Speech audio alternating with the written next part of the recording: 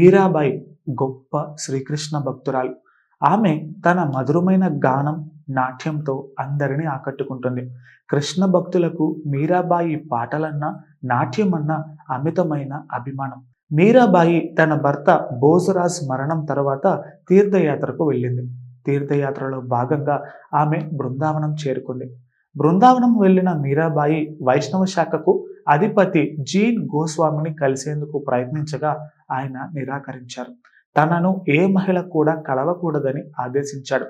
జీవ్ గోస్వామి ఆదేశాలకు ఆశ్చర్యపోయిన మీరాబాయి, బృందావనంలో అందరూ స్త్రీలే కదా ఉన్నది, ఇక్కడ ఎవరైనా పురుషుడు ఉన్నాడంటే అది గోపాలుడు మాత్రమేనని, కృష్ణుడు కాకుండా మరొక పురుషుడు ఉన్నాడని తనకు ఈ రోజే తెలిసిందని పేర్కొన్నది.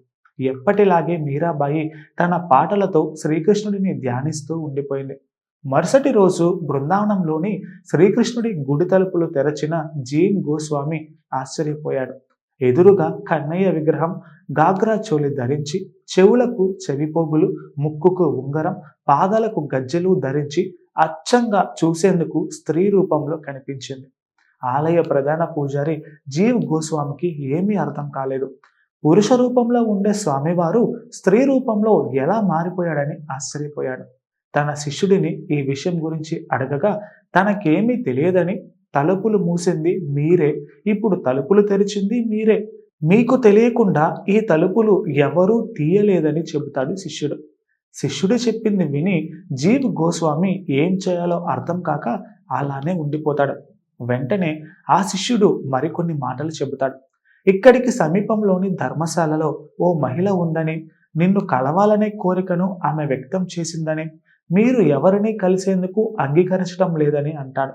మిమ్మల్ని కలిసేందుకు వచ్చిన ఆ మహిళ సామాన్యురాలు కాదని, ఆమె వద్ద చాలా మహిమలు ఉన్నాయని ప్రజలు చెప్పుకుంటున్నారని, ఆమె కృష్ణుడిపై భజన పాటలు పాడితే ప్రతి ఒక్కరూ మైమరచిపోతారని, ఆమె కృష్ణ భక్తిలో మునిగి నాట్యం చేసినప్పుడు ఆమె నాట్యంలో కన్నయ్య కనిపిస్తాడని భక్తులు చెప్పుకుంటున్నట్లుగా శిష్యుడు చెబుతాడు. మీరాబాయి విషయంలో తప్పు చేసినట్లుగా గోస్వామికి అర్థమవుతుంది. వెంటనే ఆమెను కలవాలని, ఆమె ఎక్కడ బస చేస్తుందో చెప్పమని అంటాడు గోస్వామి. పరుగు పరుగున మీరాబాయి బస చేసిన ప్రాంతానికి వెళ్తాడు. అక్కడ మీరాబాయి పరవశించి పాడుతూ నాట్యం చేస్తుంటే గోస్వామి కళ్ళ వెంట కన్నీరు ధారగా కారుతుంది. నిజమైన భక్తికి అసలైన అర్థం ఏంటో అతనికి అర్థమవుతుంది. తన మౌఢ్యానికి క్షమాపణలు కోరి ఆలయానికి వెళ్తాడు. ఆలయానికి వెళ్ళిన గోస్వామి మరోసారి ఆశ్చర్యపోతాడు.